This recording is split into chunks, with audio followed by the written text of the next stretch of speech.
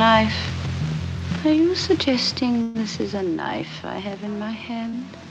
Have you gone mad, my sane husband? There was a knife, but I lost it. Isn't it fascinating how the timing always lines up like a rigged game of dominoes? Just as the Epstein files start spilling out their filthy secrets, names, dates, and depraved dealings that could topple empires. There are code words that suggest Jeffrey Epstein and his associates could maybe even be engaging in some sort of consumption. Is that human consumption? The media machine cranks into overdrive with blatant distractions and a minimization press. That bomb squad vehicle just pulled back in, but the two SWAT vehicles and the mobile command center are still out there somewhere. We were made aware of a location that they might be traveling to. Election fraud gets criminally exposed in broad daylight, with whistleblowers and evidence piling up like unpaid bills. Normally, you would expect to see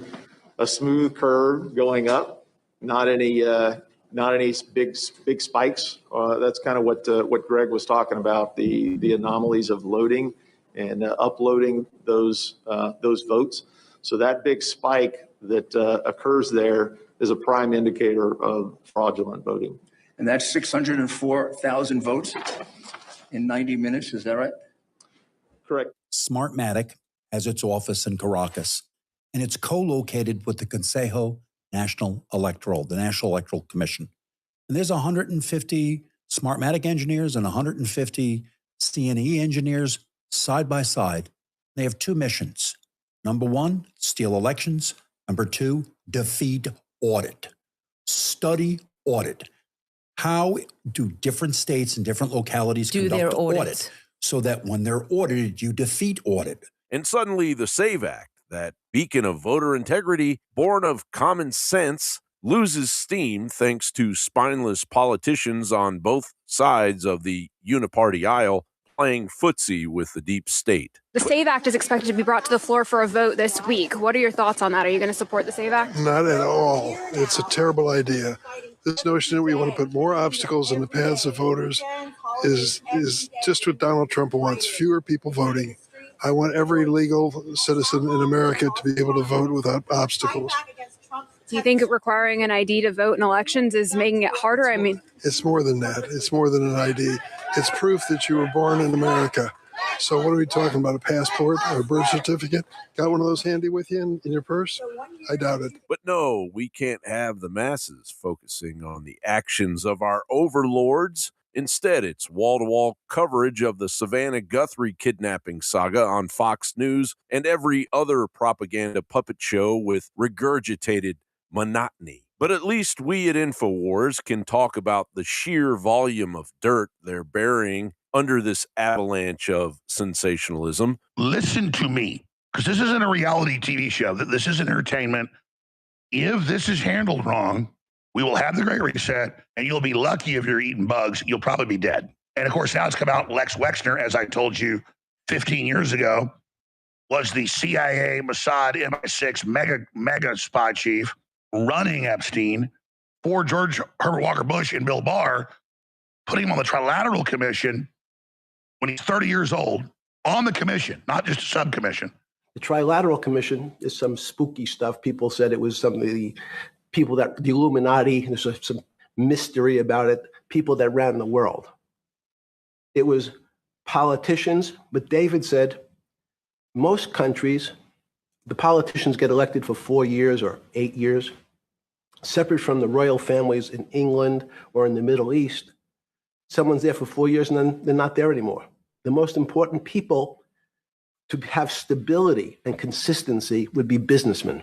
So he formed this Trilateral Commission of businessmen and politicians from 3 major continents. So it was the North Americans, the Europeans, and the Asians. So he said to me, would you like to be on the Trilateral Commission? Now, I was 30 years old. That's because they have to have a guy trained and ready that's doing the job who will do exactly as they say. Meanwhile, the propaganda outlets aren't just non-reporting. They are engineering consent. diverting eyes from the collapsing house of cards just to test the waters and see how much we can really take. John Bound reporting for InfoWars. All right, I'm going to be very clear about this. All right, we're here. Oh, what happened? Okay, here we go. I guess I messed that up, didn't I? All right, well, hey, I'm here. Welcome to the show. It is Friday night, February 20th, 2026. And we got a hell of a show for you tonight. A lot going on. I'm glad that I'm not one of those people that's getting depositions, getting told that they're going to get killed if they say more than 5 words with an answer. I'm going to show you that tonight. We got a lot going on. I'm down a little bit, so we're going to be shuffling. I lost a monitor, a bunch of things going on, so we will do the best we can. So I'm gonna be fumbling and bumbling a little bit, but we got everything handled. We're gonna do the best we can. So let's get with it here. Second here, let me see here. Uh-oh. What's going on here? Let me see here. All right, so where we at? Let me look here. I'm gonna be mumbling and bumbling here tonight because down a monitor. So what are we going to cover tonight? We're going to cover some Epstein stuff. We got a whole bunch on this new war that's kicking up with Iran. I got a bunch of stuff about the terrorist plot, the homeland plot against the United States. I have a bunch of that, and I have some of the experts going to be talking to us tonight about, or talking about some of the things that they see that's going on. We're also going to cover the tariffs, what the truth is about the tariffs, because MSNBC and CNN's telling you that the tariffs are over now and that Trump did it illegal and all this stuff. And we're going to cover a little bit of that. We're not going to get too far in the weeds with that because more will be revealed on that. And what else we got? We're gonna cover some stuff around the coming war from a different angle because you know me, if you've been here for any length of time, I don't cover it from what's going, oh my God, they're coming to get us, but like how can we prepare? How can we be 3 steps ahead? How can we prepare ourselves and things like that? We always want to be prepared for whatever the hell they throw at us. So we got to be prepared for that. So part of that is um, knowing what's really out there, not like the bullshit that we're gonna have. Iran's gonna get bombed and it's gonna be a wham bam, thank you, ma'am, and then Iran's gonna be off the map, and then next thing you know, we're gonna be back at the beach. It's not what's gonna happen.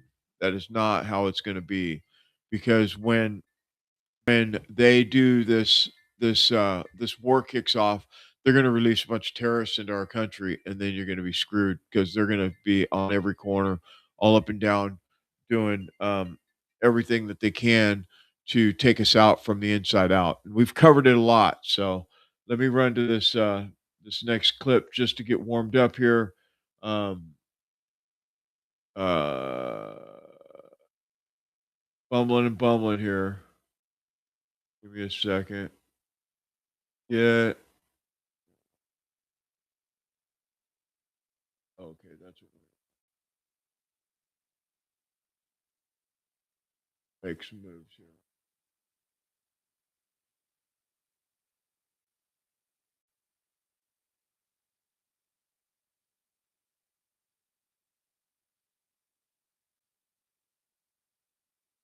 See what the hell here.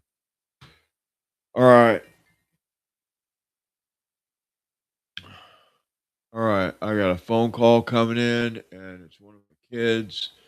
So I'm gonna play this. I'm gonna play this video, and I'm gonna find out why my kid's blowing up my phone, and I will be right back.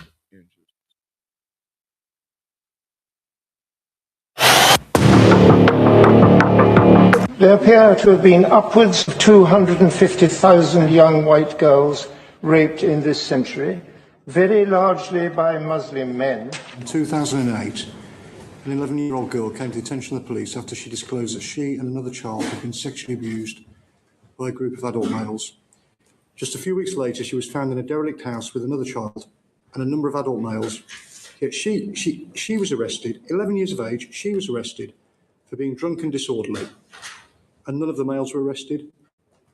Has your force identified the police officers involved in that and found out what went on? I don't know. The veil is lifting on the UK's festering underbelly of nauseating cover-ups, where Labour MPs under Keir Starmer's iron grip just slammed the door on justice for victims of Muslim grooming gangs. The ayes to the right were 111, the noes to the left 364. So the noes have it, the noes have it. Unlock. But Labour crushed it, 364 to 111. Back in January 2025, the Tories pushed an amendment to the Children's Wellbeing Bill demanding a national inquiry into the predatory networks that have ravaged thousands of young, mostly white and working-class British girls. While whispers of Islamophobia fears and political correctness shielded the perpetrators. But I want to give a special thanks to the APPG on British Muslims for the brilliant work that you do to highlight issues affecting British Muslims and celebrate their achievements. As leader of the Labour Party, I am utterly committed to eradicating Islamophobia from my party and from society. And let's not forget Starmer's own skeletons as director of public prosecutions in 2009. His CPS refused to prosecute serial pedophile Jimmy Savile despite credible allegations, citing insufficient evidence. Hundreds more victims suffered while the elite protected their own. How did you get it, though? I can get anything. Yeah. There's nothing I can't get. And there's nothing I can't do. We should accept that pedophilia is a sexual preference, a thought, a feeling, and not an act. We should differentiate between child sexual abuse and pedophilia. The stats paint a horrifying picture of a nation in denial, with police recording 71,227 rapes in 2024 alone, yet charges brought in a pathetic 2.7% of cases, leaving over 97% of predators walking free. By the year ending in March 2025, sexual offenses spiked to 209,079, a brutal 11% jump from the prior year. And nothing has shaped my thinking more than our crowd-funded independent inquiry into the Pakistani Muslim rape gangs. An inquiry that should never have had to exist. An inquiry that I created only because the political system itself would not act. That inquiry has been the most sobering experience of my public life.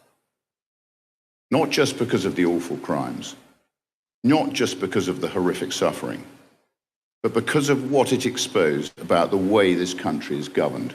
Now zoom out to Scandinavia, where the same multicultural madness has turned safe havens into rape hotspots. Sweden tops the charts at 84.4 reported rapes per 100,000 people, followed by Norway at 42.39.9, with studies showing 92% of severe rapes in Sweden linked to foreign-born offenders. Yet convictions remain abysmally low. Just 6% in Sweden prosecute adult cases. Scandinavia's unchecked borders and elite denial breed predators, turning progressive paradises into hellscapes for women and girls, while real men appear to be non-existent.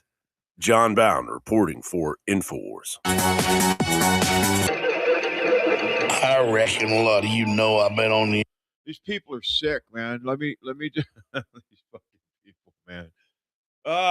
It's not even funny. That's the thing about it. It's not funny. The shit that's going on. I mean, I've been all up and going through the files and doing all this stuff, and I literally had to stop because I was starting to get sick to my, worse than sick to my stomach. It's just people to think that when it comes down, we're talking about the Rockefellers and the Black Rocks and all the elites. They call them elites. These globalists. These State Street. All these people with um, you know uh, money is this tool that they use to have as much power as possible. And to think that what they do to children, to think what they do is just, I mean, let me tell you a story real quick. Off on topic. It's just that. So I'm here and I'm getting set up. My son's sitting here, and I'm like, I want you to do uh, timestamps, right? So I can cut the videos up, put them on all the channels and all that stuff. And I have a couple other people doing that too. Jackson, you can do that too if you're ready. You could start pulling timestamps if you can. But so I'm getting ready, and then he's like, he's bored or whatever. He's 17, and so he goes in the house, and then he's blowing my phone up. I'm like, I'm going live in 5 minutes, and he's like, I need the shaving cream. And I'm like, dude, you're kidding, right? You called me 20 times for shaving cream, dude. Come on. Anyway, I mean, I love my son, but it's just like, come on. Anyway, back to the story. I just had to get that off my chest so we can get going here. I just, it's all right. Yeah, you're right, Jackson. It is very, very disgusting. And so we're going to get into it here. Um, I have a lot going on with this tonight because I want to cover a lot of things that is important, and but I want to I really want to make sure that we give the war and the terrorists and all that stuff its due diligence, because sometimes we'll get into the last few weeks we get into the Epstein files, and we get going and we just get deep off into all this stuff, and then I run out of time, because I mean, when you're at 3 hours, you got to stop, right? You got to just take a break, right? And so we're not going to do that tonight. Okay. We're gonna even if we have to bounce around a little bit, we will. But I want to make sure that we cover this stuff because you need to really know what's going on, because they're not telling you the truth. I mean, Fox News came out today talking about 2 hours, about an hour and a half ago. They came out talking about Trump's talking about uh, a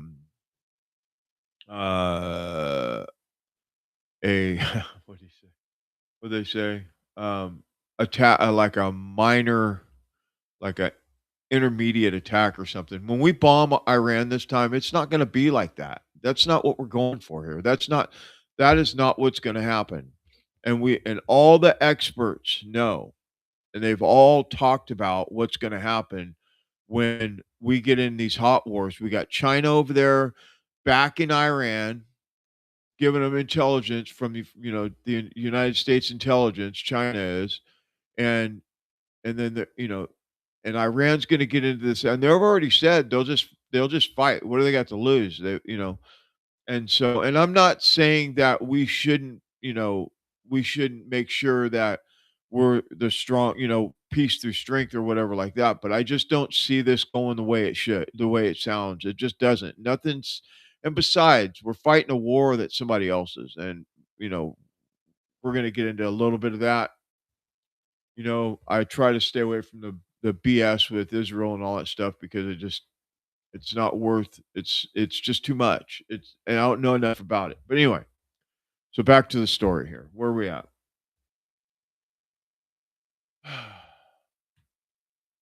I'm going to start right here with the Epstein files. We're going to get started right here. A lot of you may have seen this, and I'm not sure, but I'm just gonna play it anyway. It's Sean Ryan came out last week talking about it, um, talking about the Epstein files and the kids and all this stuff, and what his take is on it. And there's a lot of people out here that have that we talk about it all the time. Controversy. People don't like this person, they don't like that person, they don't like this person, they don't like that person. I get the information from everywhere, and whether you like them or not, I don't know what to tell you. We're going for the most accurate information that we could possibly get together to make sure that you're getting good, real, verifiable information. So that's what we do here. We don't do the hyperbolic, blow smoke up your ass and then have to come back and say, "Oh, I got this wrong and that wrong and that wrong." I don't like doing that. I will when I do, but I don't want to spend my days and nights talking about how I got it wrong. So I do my best to really dig in and make sure that the information's good.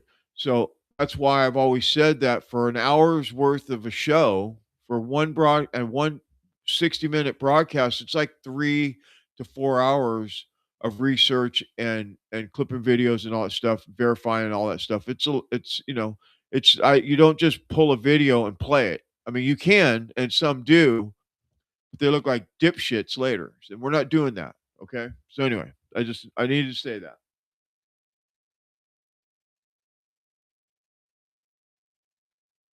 Stand by. Let's get this going here.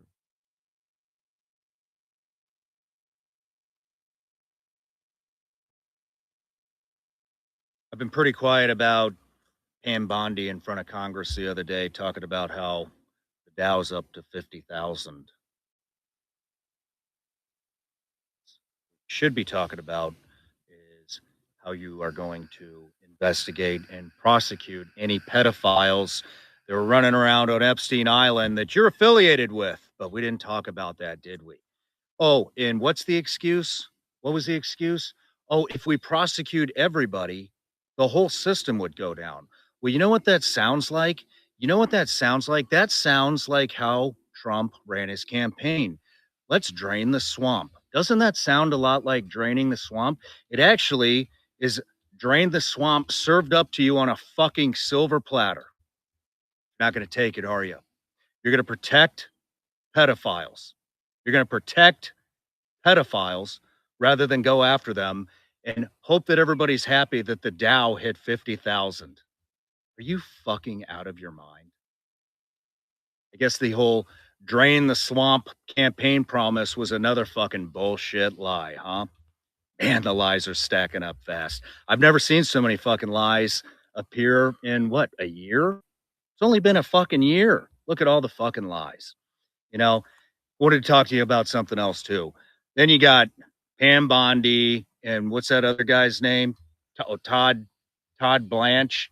Yeah, running around giving Ro Khanna and Massey all this shit because they accidentally put two names that are apparently innocent, out that were in the Epstein files. Well, I got fucking news for you.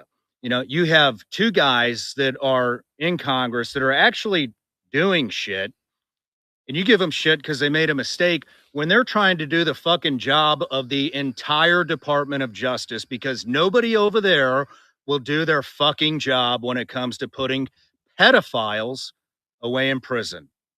So you give them shit because two people are trying to do the job of the entire Department of Justice. Fuck you. Fuck you.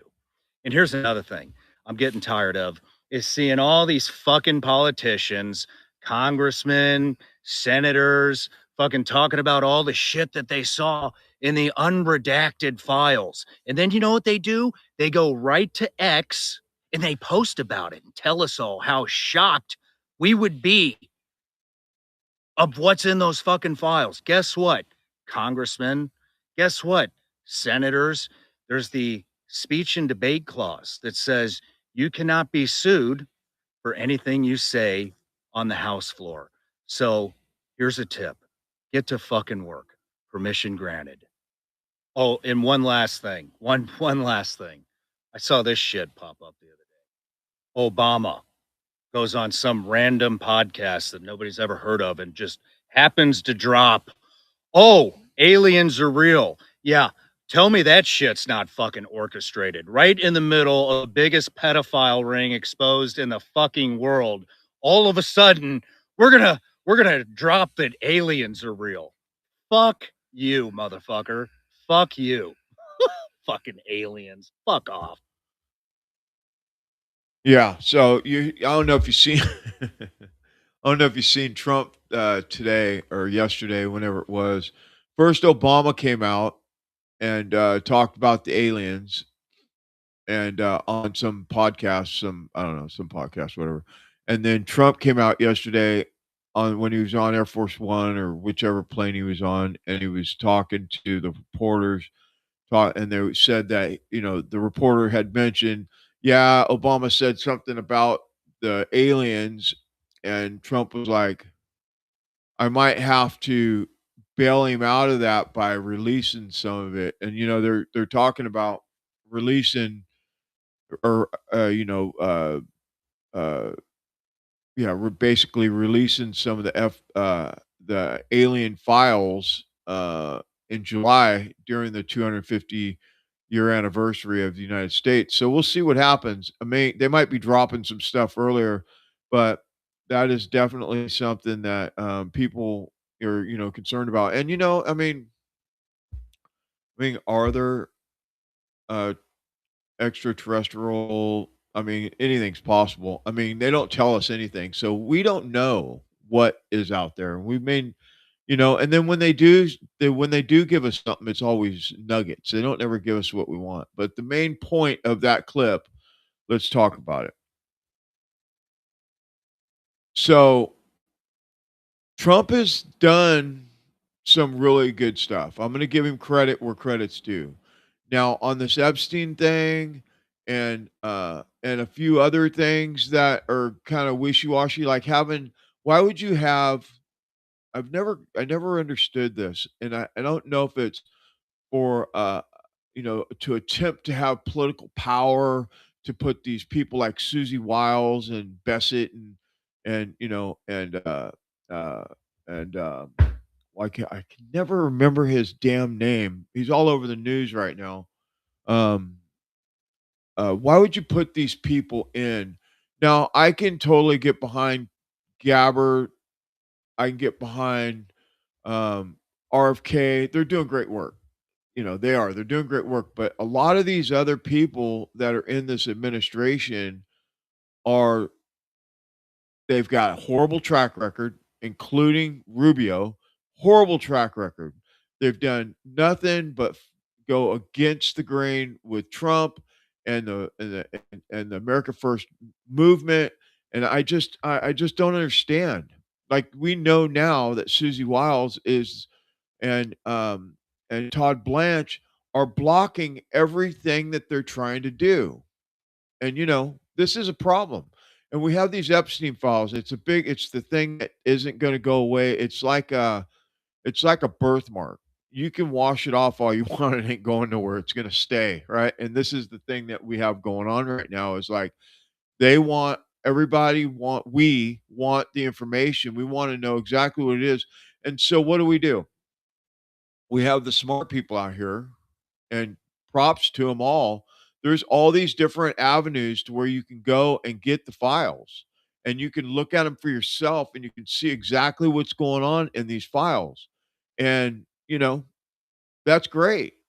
It would really been nice if they would have just released them without a bunch of uh, firewalls and hard to get to. Because I went on DOJ website to and attempted to get through to you can look at like a couple at a time. And they're it's all it's horrible. But of course smart patriot gets out there and they make all these different websites and all these I don't know what they're called. I'm not sure what the actual name of them are, but there's all these ways in to really dig in and look at these files with word search, like a PDF, and it's great. And I ran across some stuff that really really pissed me off. And I got to tell you, like I mean and I don't normally do this, but I'm going to do it now because I think that um, enough is enough. Steve Bannon, I've always been a fan. Like I wanted to buy a shirt. That's how kind of a fan I was. You know what I mean? And I always thought that he was one of those people that really covered politics in a good way, and he really did have a big following, and he was MAGA and all this stuff. And then to find out that in 2017, 18, whenever it was, when he got fired from the White House, I think it was 2018, got fired from the White House, he's over there talking to Epstein, talking about when we do the 25th Amendment, and all this stuff against Trump. And then, fast forward, he's supposed to be one of Trump's advisors currently. And I'm shocked.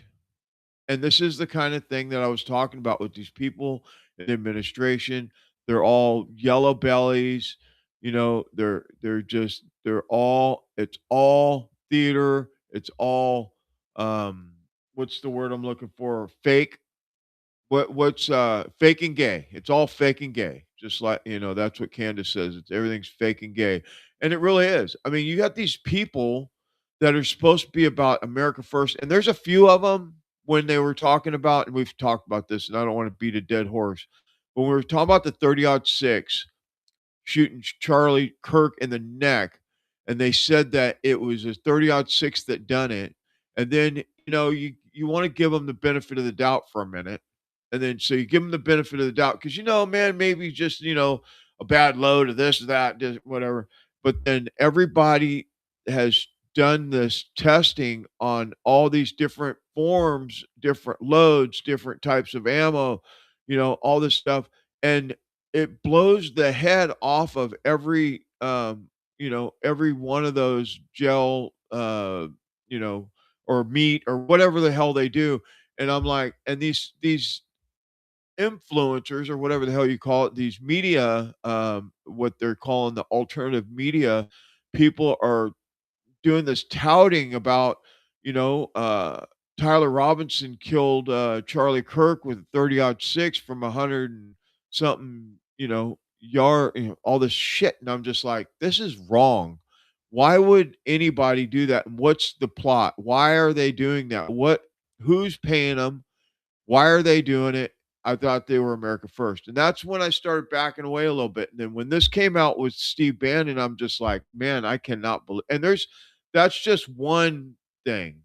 There's tons of communication. Like for instance, he did 15 hours or something with Epstein to do this documentary about who Epstein was or whatever that was. I don't know the name of it. It ended up being an hour and 57 minutes or something. And all these emails are in there about Bannon's talking to this producer or this whatever his title is. He's the one that's producing the film or the film, the video. He's like the whatever it is. Now we'll just call it, for the sake of me not knowing what the hell I'm talking about, producer. And he's telling a Bannon, oh, you need to do this, you need to do that to make Epstein look better. We don't want him to look so bad. He's a fucking pedophile.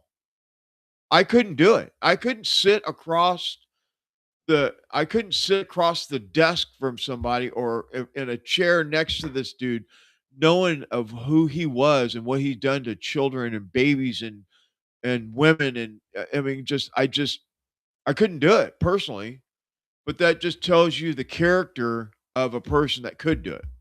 So that's all I'm going to say about that. Hopefully I can let it go.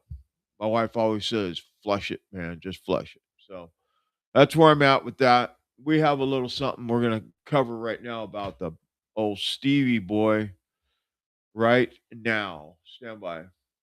And this is the truth. This is what's going on out there right now. This is the kind of stuff that's going on. Like if you don't have any If this whole thing was a CIA plot, please prove me wrong. Show us, give us some inclination that what you was doing was for America first, what, why? Okay. Stand by. This is a shattering moment, really, for a lot of people. A lot of people are let down and are brokenhearted about this. And you see a lot of people on social media right now saying that, oh, I never was into Steve Bannon. I always knew. I call bullshit on a lot of them because this guy has had a loyal fan base that has grown exponentially over the years. And like I said, any event that I've done a lot of media rows. Nobody drew a crowd the way Steve Bannon did. He dominated Media Row at every event I was at. So his listener base is a loyal following. And so I would just say time is now. Offer your explanation or address your mentions in the files, your relationships with Epstein, how you feel about Trump. Get it out there because until, I mean, I don't even know what to say. It's disheartening to see it. But shame on him for this relationship that he's had with Jeffrey Epstein. Again, if there's some kind of explanation like, hey, I was in with the CIA trying to trap him or get evidence on him or something like that, maybe he comes up with something like that and spins the whole thing around. I don't know. I'm not saying that's what happened. I'm saying I can't imagine another excuse that he could give to justify this type of relationship that he had with Jeffrey Epstein. So what's your take on Bannon's involvement, relationship with Epstein? How do you feel about Bannon right now? Sound off, get a comment down below. Yeah, so I mean, that's exactly it. I mean, if there's a reason, cool, show us at least, something. And I don't watch a show. I haven't in a while. I haven't since the Charlie Kirk whole thing went down. I just couldn't. I just don't. Once somebody starts lying to me and I can see it, I just move away because I just can't. My integrity's too important. And I mean, maybe it's not what it seems, and I hope it's not, but it just sure does seem like all the photos and all this stuff where where he's with Jeffrey Epstein and all that stuff. It just doesn't look. It don't look good. If at least it doesn't look good. So anyway. Yeah. Anyway. So I came out here a couple days ago, last week. Well, so first of all, Monday and Wednesday I had no internet out here, so I couldn't do my show. And but I come out here and my computer shut off, and I'm like, that's weird. So I turn it on, and then one of my monitors is doing this fuzzy thing, and I'm like, man, that monitor's not that old. I mean, what the hell's going on here? And so I, mess around with it, switch the cord, do all this stuff, and it works. And I'm like, okay, cool. I come back to, a little while later and it's off again. I'm like, what the hell's going on here? So I guess my monitor went bad. I mean, I guess that's a thing. I don't never seen. Anyway, let's get into this. We got a lot to cover, and I need to get with it here. So, um,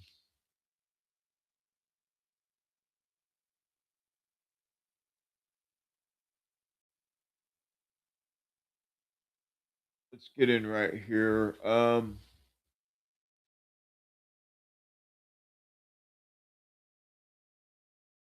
Yeah. Play a couple back to back here. Stand by. We'll talk about it on the other side here. Let me get this.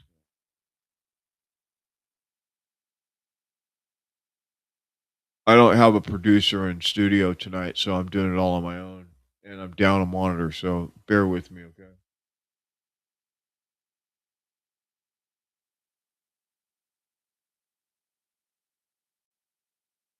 I am sorry if one of your billionaire donors is going to get embarrassed because he went to Rape Island. How will we know if this bill has been successful? We will know when there are men, rich men in handcuffs being perp walked to the jail. And until then, this is still a cover up. He's not wrong. He's not. That's what we all want to see. kind of sick and tired of no consequences. Consequences for thee, but not for me. Thomas Massey's got a Hail Mary plan to save us from war with Iran. His secret weapon, the Constitution. Little known fact, Congress actually has to vote if America is going to go to war with somebody. It's not a fucking dictatorship. You can't just declare war on somebody. And since 2 aircraft carriers probably constitute a war, probably ought to have a vote on that shit. Thomas Massey says him and Ro Khanna are going to push that vote to the floor. If they can get that done by Friday, Thomas Massey might actually pull this off, because a war with Iran is about as popular as a second fucking round of Corona. Since it's election season, if he can force these motherfuckers put their name next to that shit, I don't think they're going to do it. We'll see how much pull AIPAC has. They're going to have to break out a lot of money for a lot more bribes to get their little fucking war done. We'll see if those bastards actually want to fucking put their name next to fucking war with Iran. That'll be fucking hilarious. Thomas Massey, sir, just when I think it isn't possible to love you anymore, you come out and do some America First shit like this, waving the Constitution. What are you doing with that shit? No wonder the rest of Congress fucking hates Thomas Massey, and the Zionists are trying to primary him. Primary elections. Everybody in Kentucky, you get out there and you vote for America First Thomas Massey. If you're not in Kentucky, then you go find yourself a candidate that doesn't kiss the wall. You're like, did you kiss the wall? No? Then I can vote for you. It's like fucking Henry Ford said, if you don't vote for wall kissers, you'll end all the wars. Go read Henry Ford's book. He was a wise man. Primary elections. Don't wait for the generals, or you're just going to have a fucking giant turd sandwich and a fucking douche to vote for. We don't want that. We want America First Thomas Massey candidates. And I did just notice Thomas Massey's fucking started following me, and I was like, that's some fucking cool shit right there. Good luck to you, sir, and Godspeed to Thomas Massey. I like that guy. I don't know. What else are you going to say? To the rest of you, good luck. Long live the Republic. Yeah, so Thomas Massey, let's cover that for a second here. So him and Ro Khanna went down there and was looking through the files, and as far as I can tell, and as far as I can see, and with all my little investigation work that I've done, Massey and Ro Khanna may be the only two in the House that don't take money from Israel. I mean, they don't, right? And so I guess 93% of 100% of the people in Congress take money from AIPAC. So, when you take money from AIPAC, we all know what that looks like. It's exactly what happened to us 2 years ago when Johnson was going to go, save the world. And then he came out, and then he came back from some meeting and was like talking about how he was gonna, save the day. And then in the middle of the night, they signed a bill, some, pork bill or something like that, right under our nose. And they have to do whatever they're told, or they get Charlie Kirk. We know this, right? This is what happens to them. That's the whole thing. That if you take money from Israel, however it is, you will be a statistic. Oh, the front end on his car broke and he went off a cliff. I mean, that's just the way it goes.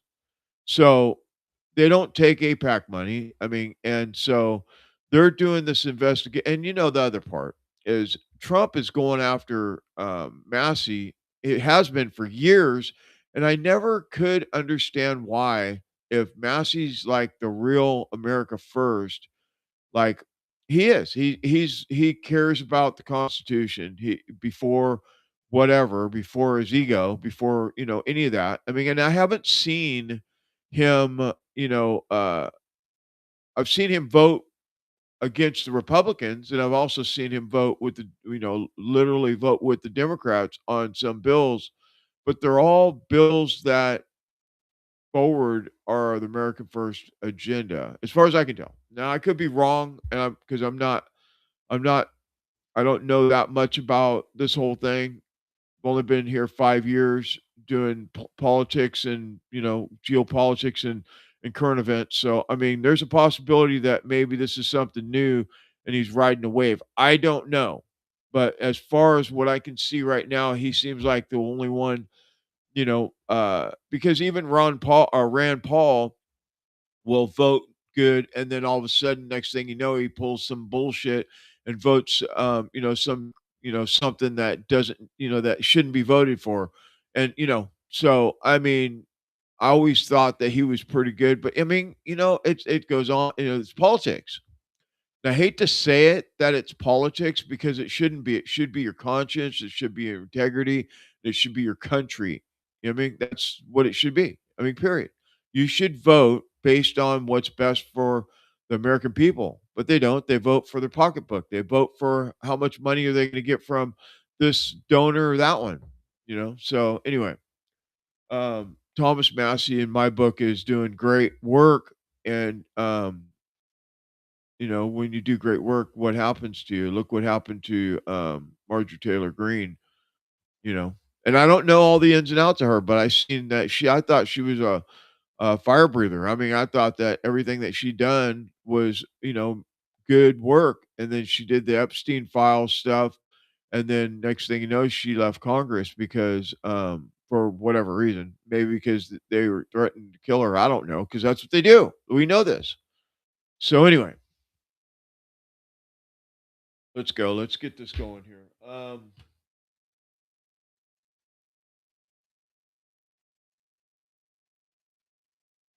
All right, we're gonna jump around a little bit here because I'm just gonna. I had a plan here, and I'm just gonna stick with my plan because I get these wild hairs up my ass. I want to change the plan. Stand by. I've been working on a special project examining the growing influence of Christian nationalism in America. If you're not familiar, Christian nationalism is an ideology rooted in the belief that our country was founded as a Christian nation and that our laws and institutions should reflect Christian values. In the lead up to my hour-long documentary this weekend, we're going to bring you a preview of what you'll see, starting off with the assassination of Charlie Kirk last year. Experts say it was a pivotal moment for the movement and an occasion where the tragedy of his loss unified Christian nationalists and the Trump administration as they honored him. Sorry, what? They're erasing history, they're demonizing white people, and they hate our country? That's the message that they're pushing out. And they're calling Republicans radical for unifying in peaceful prayer after they murdered Charlie. Memorial service was one of the most potent examples of the shift in our culture that we're experiencing, where a large segment of American Christians are being activated by these ideas, radicalized by these ideas that say that they are the persecuted ones, that they need to stand up for Christians' right. Yeah, there's a cultural shift happening because the left is actively working to demonize people who believe in and fight for our freedoms. Labeling Republicans, labeling Christians as radical when the left is the one who causes chaos and destruction whenever they don't get their way is insane. And the truth apparently doesn't matter to the Democrats, but the truth is America was founded as a Christian country. And currently, the state of the world is other religions can freely come and live in Christian countries, no problem with their freedom of religion. But that's not the case for Christians throughout the world. Many Christians are being killed simply because of their faith. Many Muslim majority countries do not allow Christians to live. So that's the truth. Like, there's no way to say that's not the truth. They're falling so far from reality. And they're banking on the fact that their voter base and CNN's viewers are too dumb to know the truth. So please don't be too dumb. It's dangerous. It's going to get people killed. This is not a party you want to be associated with. And for a party that hates religion, they're sure embracing an ideology, Islam, that doesn't believe in freedom of religion, will force religion on them.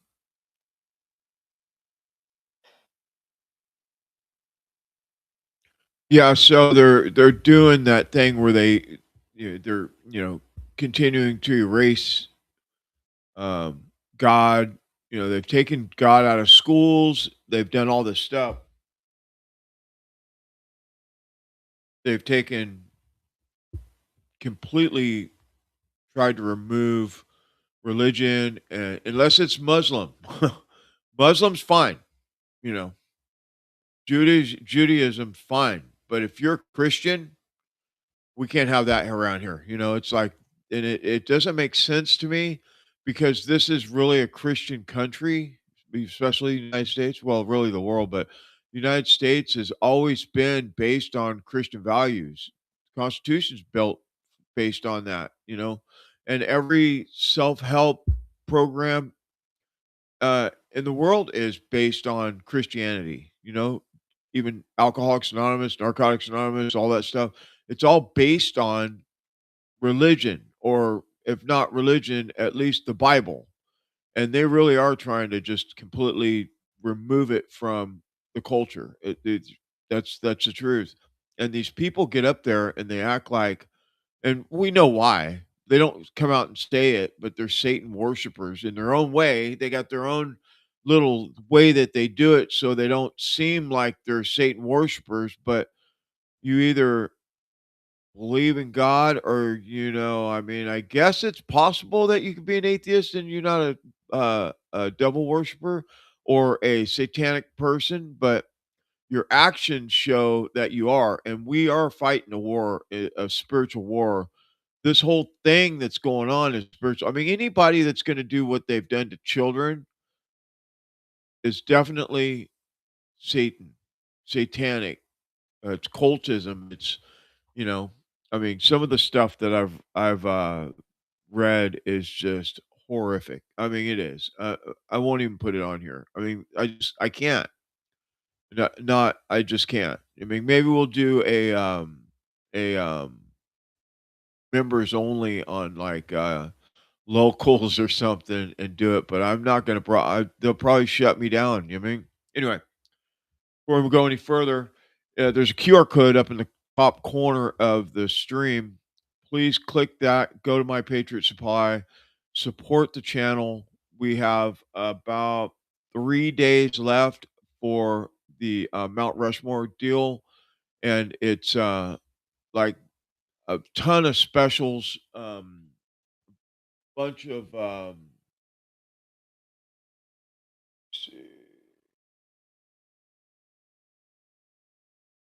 it is multiple things, but there's a Mount Rushmore. Let me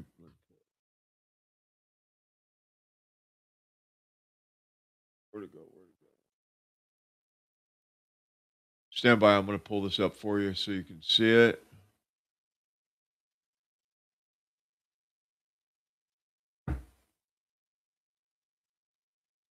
Oh, okay.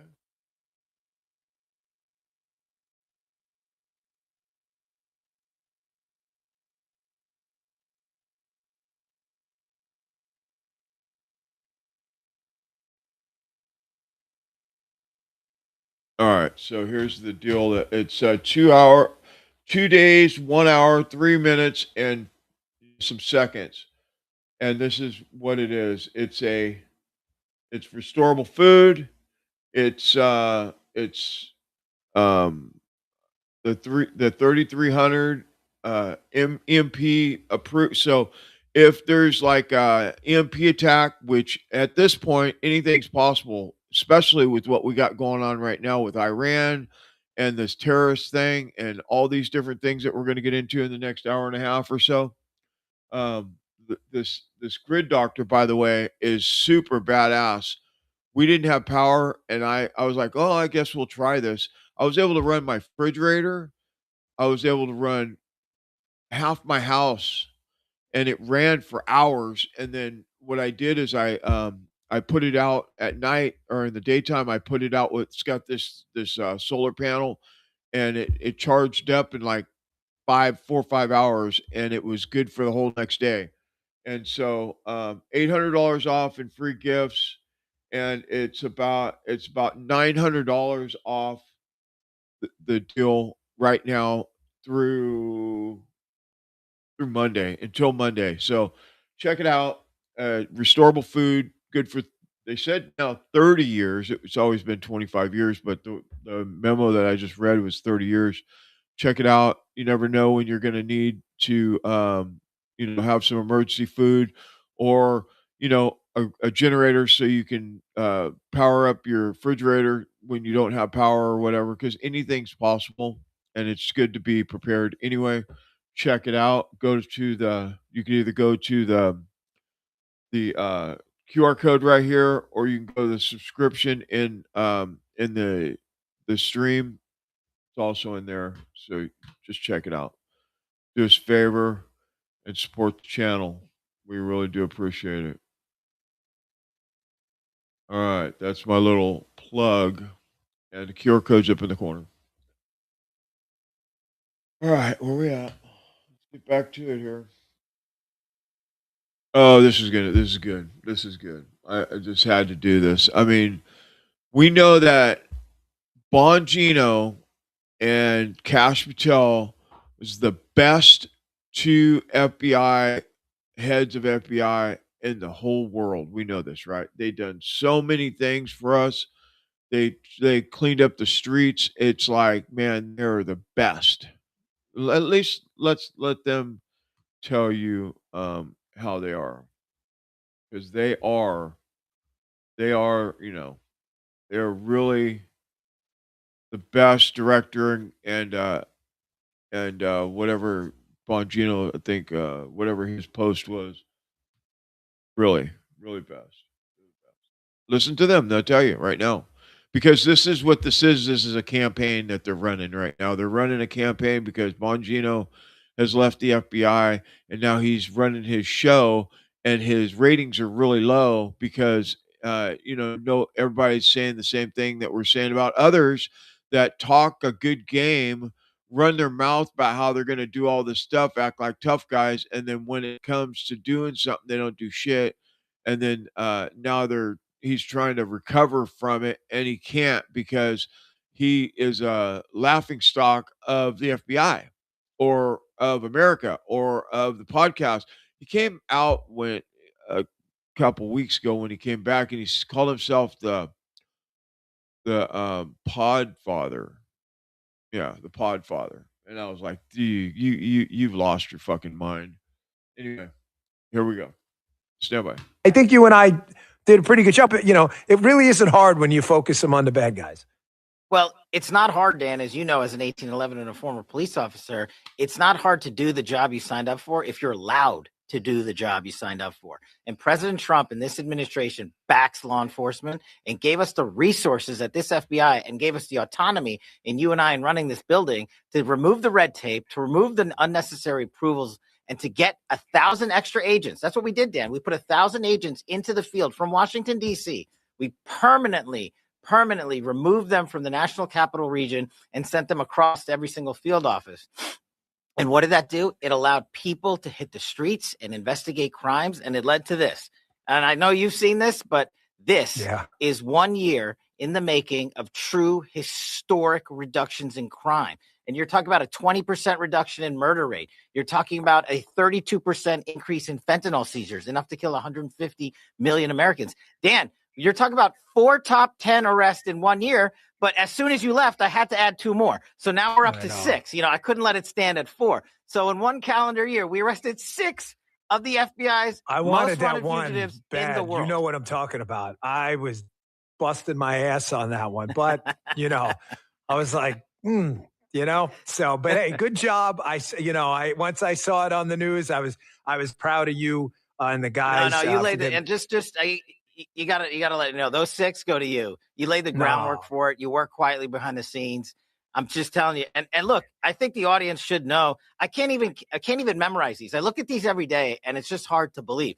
490% increase in those who prey upon our children. 490% increase in arrests by the FBI. The FBI under the last year, twice as many increase for violent crime from 24 to 25. Twice as many arrests. That's unbelievable, Dan. These numbers are truly historic.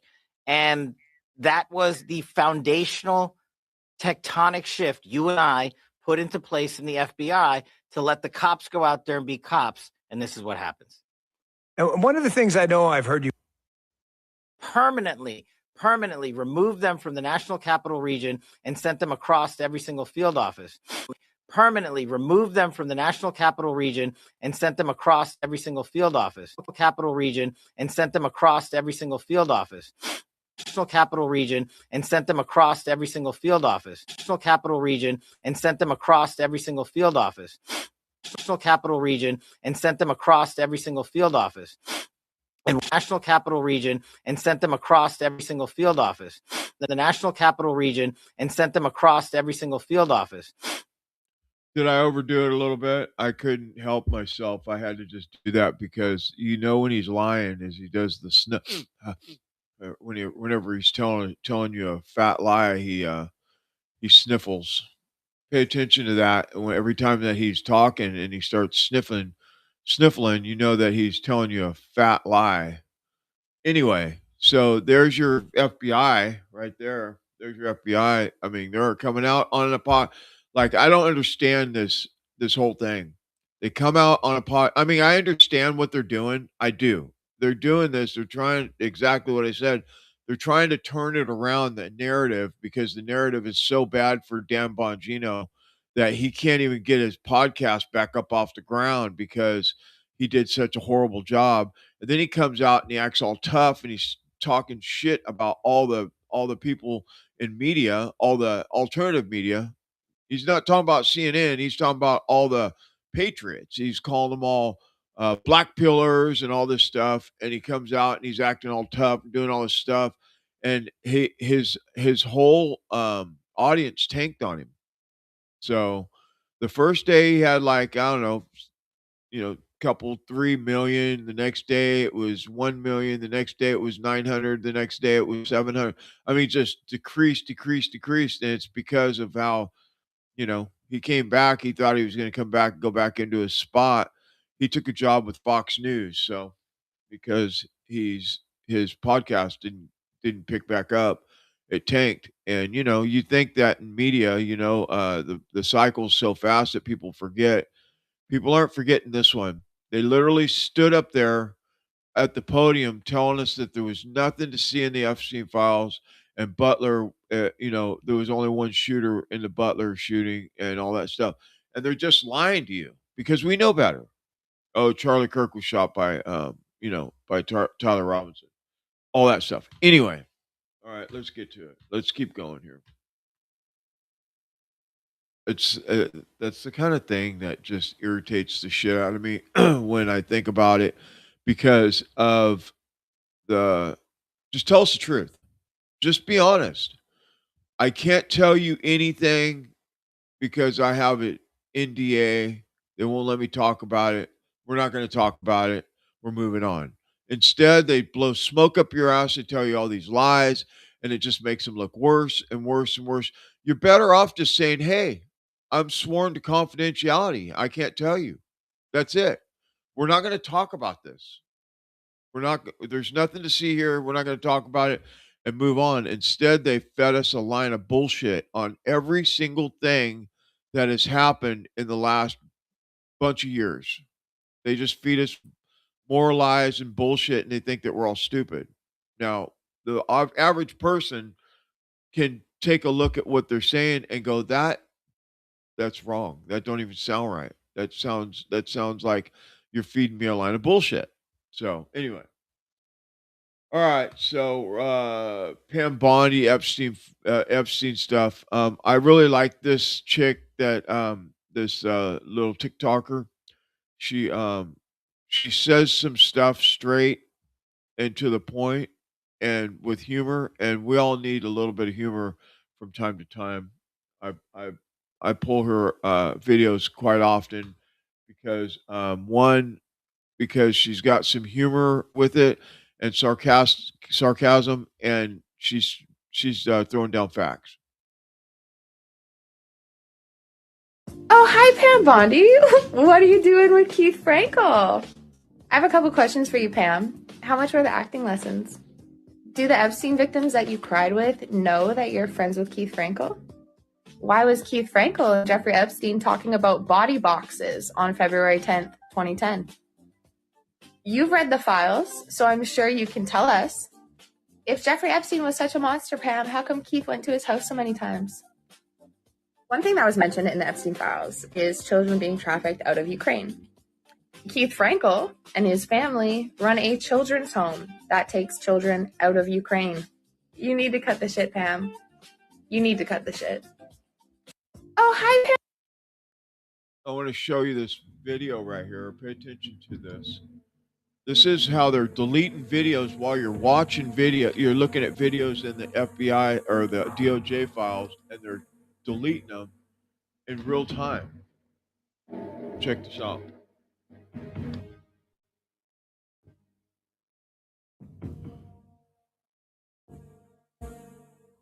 By the way, Steve Bannon's all over these files right here. You might want to pause it and read it.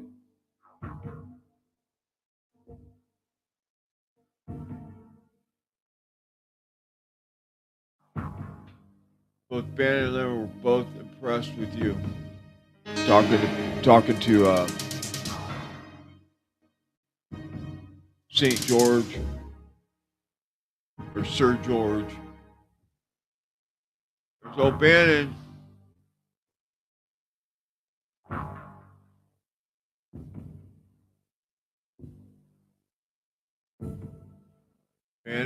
Bannon all through the files.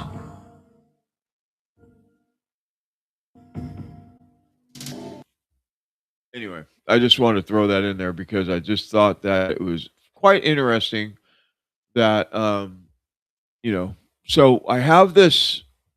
If you don't know, you can go to, I don't know if it's still up. I haven't been there for for like 3 days, but you can go to Jmail, like Gmail, but Jmail dot world, jmail.world, and you can type in anybody's name that you want to know if Epstein has emails with him and or pictures or flight logs or you know stuff like that, and it gives you whatever it is. All the people that were emailing with Jeffrey Epstein it's like his email. They've hacked it or whatever they've done. They've got into the email server, whatever that is, and it's literally Jeffrey Epstein's emails. It's a jmail.world. Maybe we'll do a special tomorrow and we'll go through some of them. Maybe we'll get in the chat and you guys asked me for names because I don't know all these pedophiles' names, but if you could tell me who they are and I can look them up, maybe we'll do that tomorrow night instead of doing and then we'll do some video also, but maybe we'll just get into the Epstein files like that with the chat. If you're interested, 8 o'clock Pacific time tomorrow night. All right. Now, back when, well, not yet. Let's do this. We're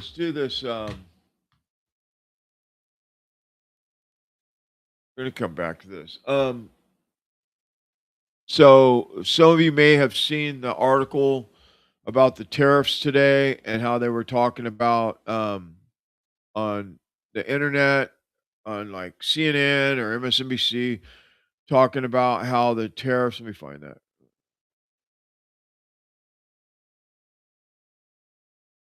Let me see if I can find it really quick.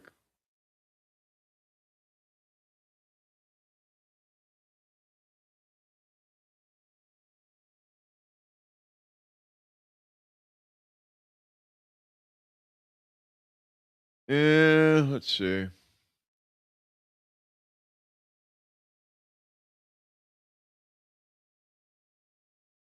Maybe we'll pull that up. I was looking at the headline real quick, see if I can find it. But basically, they're saying the MSNBC or whatever, they're saying that Trump lost, because the Supreme Court did knock down the tariff thing. They said they have to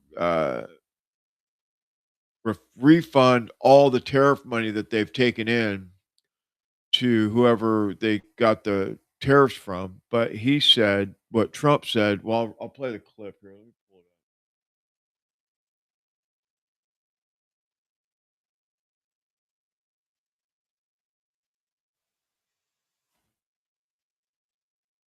up. Screen, hold on.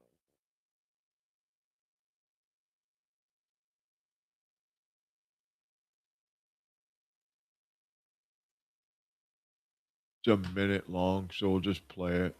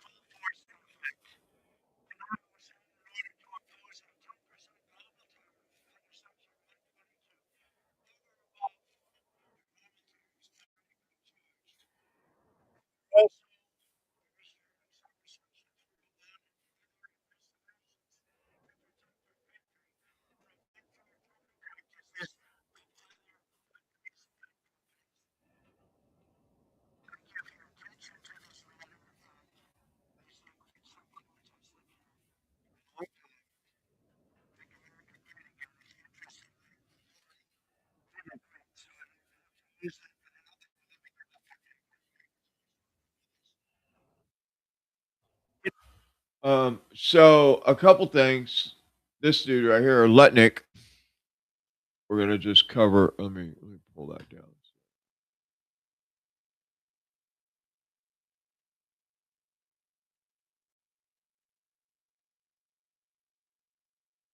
Hold on, I'm fumbling around here a little bit. I'm pulling that QR code down so you can see Mr. Letnick. Mr. Letnick, so he's the one that is in charge of the tariffs, by the way. This is what I found out today, and I don't know a whole lot about it, but I do remember this part.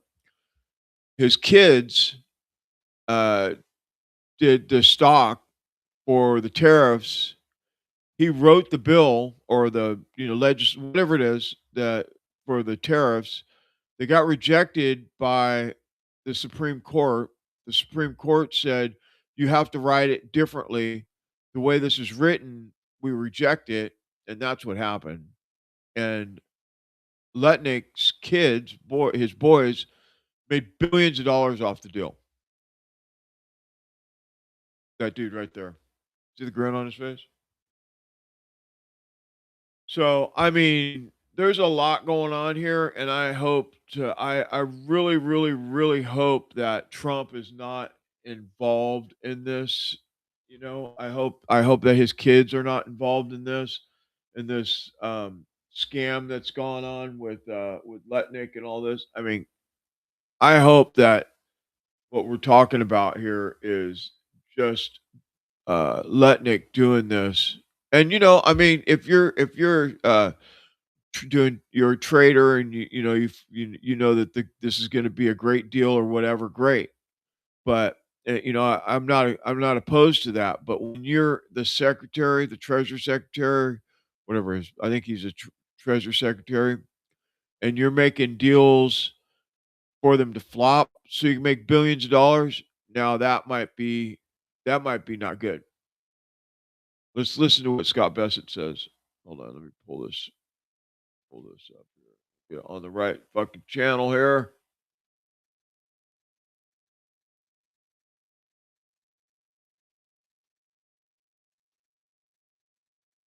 Listen to what Scott Bassett has to say about this tariff deal. Stand by. I would also like to take a moment to address today's Supreme Court ruling, and I would note that I did not change a single word in my speech post the ruling. President Trump will always put our national security and Americans first. And as I have said before, the president has multiple tools in his toolbox. Let's be clear about what today's ruling was and what it wasn't. Despite the misplaced gloating from Democrats, ill-informed media outlets, and the very people who gutted our industrial base, the court did not rule against President Trump's tariffs. 6 justices simply ruled that IEPA authorities cannot be used to raise even $1 of revenue. This administration will invoke alternative legal authorities to replace the IEPA tariffs. We will be leveraging Section 232 and Section 301 tariff authorities that have been validated through thousands of legal challenges. Treasury's estimates show that the use of Section 122 authority, combined with potentially enhanced Section 232 and Section 301 tariffs, will result in virtually unchanged tariff revenue in 2026. So I don't know what all that bullshit means, except for they're saying that they're going to automatically do 10% tariffs against everybody, and instead of the whatever the tariff number was. I mean, I think it was different for each country that is doing trade with us.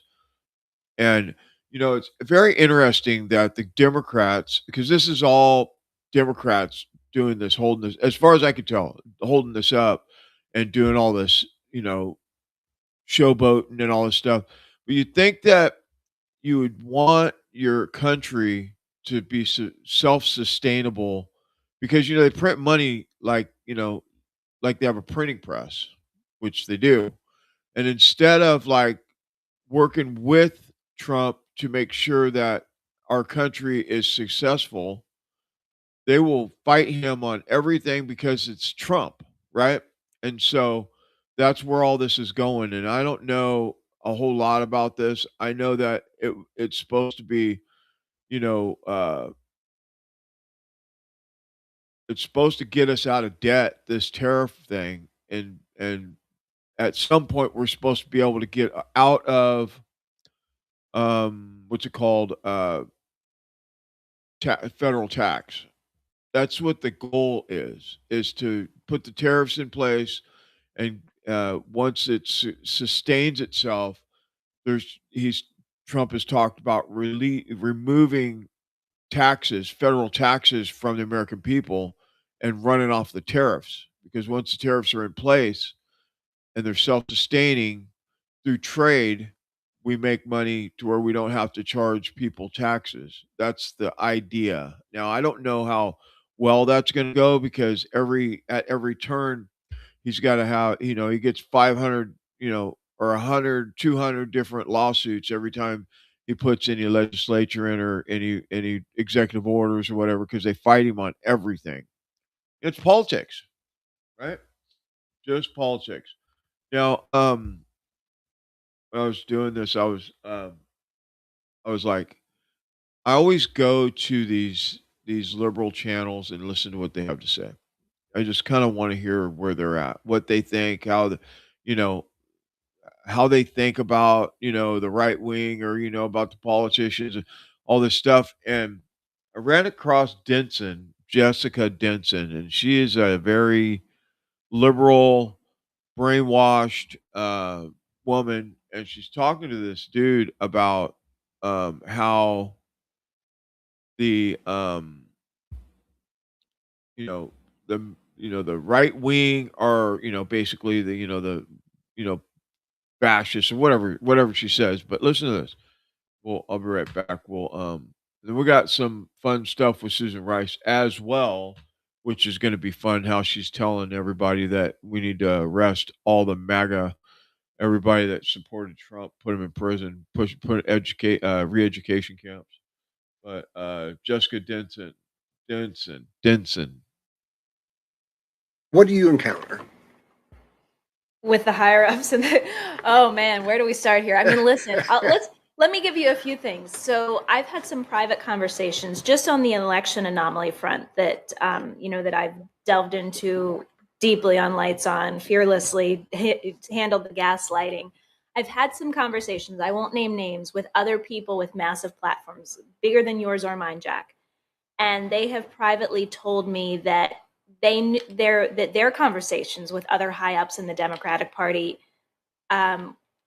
were conversations where people acknowledged that they thought something was wrong with the election.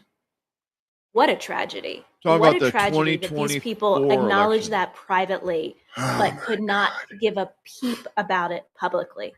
And I just heard, we've had little peeps, after the night before Trump was illegally inaugurated, of course, that insane rally where he thanked Elon Musk for his good work with the vote counting machines. And right after that, you had Jasmine Crockett and Dan Goldman make comments. This was like, where have you people been? They acknowledged it. And it's like, oh my God, where have you been? We've been screaming from the rooftops. And I heard just today, apparently Maxine Waters acknowledged it, which is great. It's great when they do. I'm glad that they do. Right. But the fact that they missed that boat, and we are likely living with a man who was not elected, who is tearing apart our democracy and engaged in authoritarian coup. Like, Right. we are already hungry and on our way to Russia. Like, we're already there. It's unthinkable. But one other thing I was going to say about private conversations, like when we were in the halls of Congress in those few days in early January, with 14th now, trying to get them to reject Trump's electors, there was a lot of receptivity, both from actual members of Congress, not Adam Schiff, by the way. He was very stoic when I talked to him, but from other members of Congress and their staff. There seemed to be a real understanding and acknowledgement and, empathy with the cause. And these people, remember, Jack, in those halls of Congress, most of those people lived through what Donald Trump did 4 years before. Yes. That disqualified him, that deadly insurrection where his supporters left feces on our statues honoring, the founders of this country. It was unthinkable for them on a very personal level. Sure. So to go from that experience to then watching on January 6th, the deafening silence. Right. Not one peep from one of them. Right. It was like watching a zombie apocalypse. It's hard to convey the way that I felt, and I think most of us involved in this movement felt.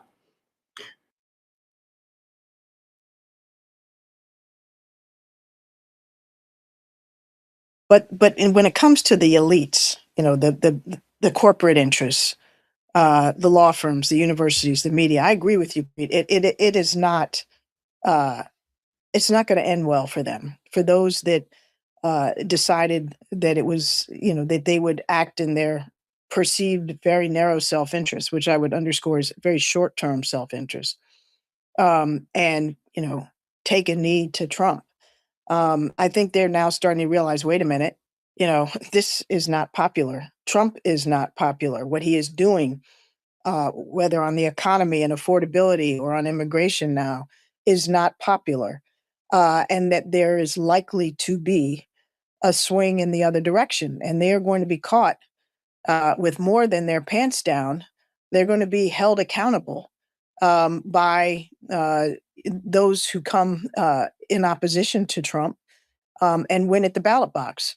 And I can tell you, Preet, as I talk to leaders in Washington, leaders in our party, leaders in the states, if these corporations think that the Democrats, when they come back in power, are going to, play by the old rules and say, oh, never mind, we'll forgive you for all the people you fired, all the policies and principles you've violated, all, the laws you've skirted. I think they've got another thing coming because, just like when Trump thought, okay, I'll redistrict and the Democrats won't have the guts to play hardball. They're going to be surprised. Democrats have had a belly full, and we're not going to play by the old set of rules when these guys are playing by a very different set of rules. We're going to play by the law. We're not going to violate the law the way they do, but we're not going to be suckers. And so I think, whether you're a law firm, whether you're a university, whether you're a media entity, or whether you're a big corporation, whether you're big tech, you need to play a long game, not this short game that has been so detrimental. There will be an accountability agenda. Companies already are starting to hear they better preserve their documents.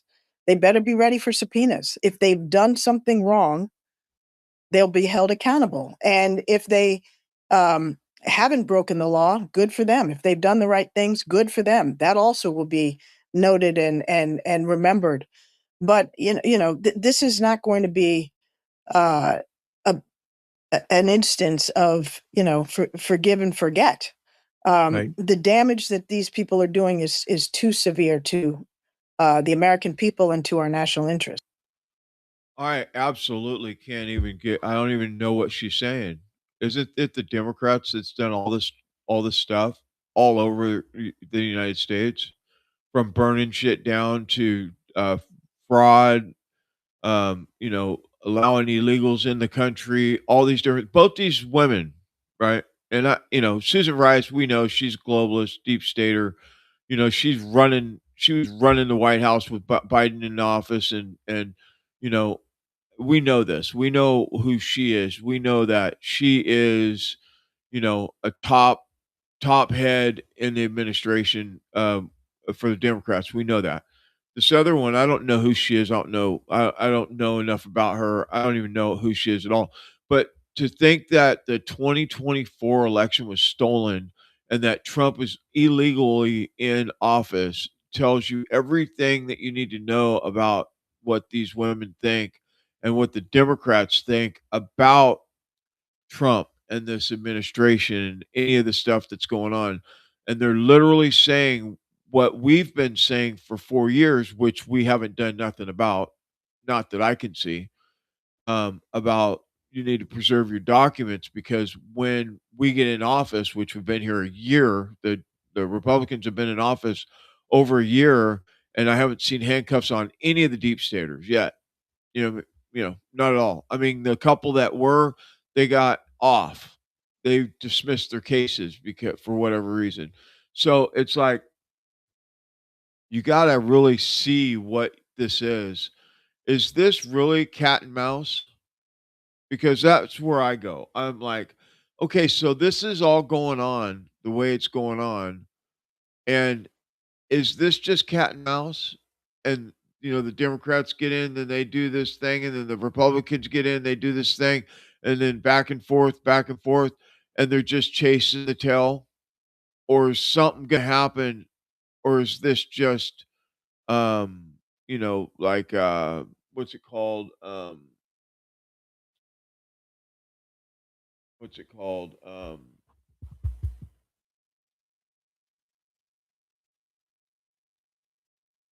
Like central casting or something? I was trying to think of something. Is this all just a movie? Is this just all theater? Because I often wonder, because remember I've only been here 5, maybe almost coming up on 6 years, paying attention to politics in the United States and around the world, and this is starting to look like central casting or something. It's like some kind of a horror movie or a fantasy movie or something. You know what I mean? So anyway, I have a big one. This deep stater breaks down exactly what they did in 2020 and then in 2024 and the whole plan. He tells you the whole plan. It's a little longer clip than I like, but check this out. And then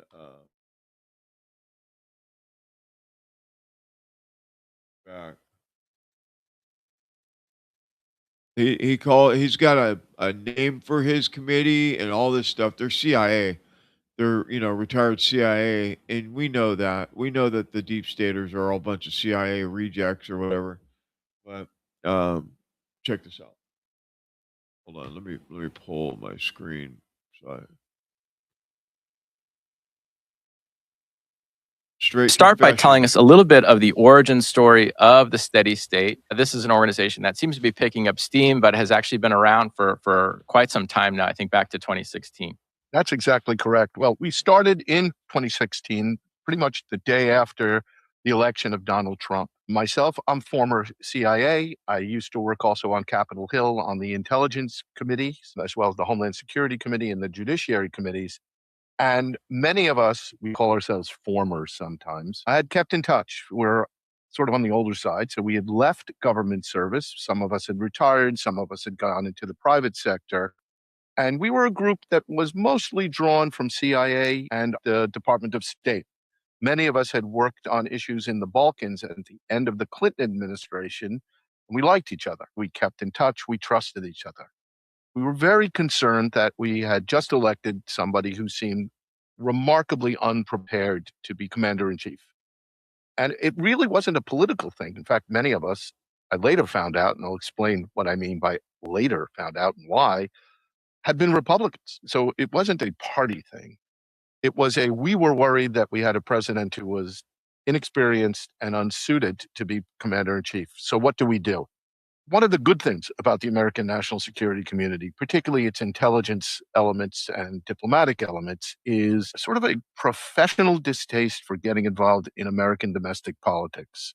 Look, both the CIA and other entities, we're not flawless. We've had real problems over the years. But overall, we've learned from those problems, and we really don't want to be part of American domestic politics. So we were very hesitant to get involved in a way that was sort of active. But we felt we had to do something, and what we first decided to do was, let's just help. Let's offer our experience and our professional expertise to the new administration in a nonpartisan way. And we wrote to the National Security Advisor designate, that was General Flynn, basically said, we're a bunch of formers, and we know what we're talking about. We're all out of the government now. You have a tough job. We're here to help. We didn't get a response. He got fired a few weeks later and then indicted. So we wrote the same letter to General McMaster and never got a response. And we sort of floundered a little bit at that point, and we started hearing even back then about retaliation and blacklists. And so we sort of went to sleep. We couldn't figure out what to do. And, we had numbered probably around 100, 120 people until the Ukraine scandal broke. And that was a significant alarm for us. One, it struck close to home. Many of us, I had mentioned, we had worked together on Balkans issues. So a lot of us came out of the sort of former Soviet Union world of national security. So Ukraine was home territory for many of us.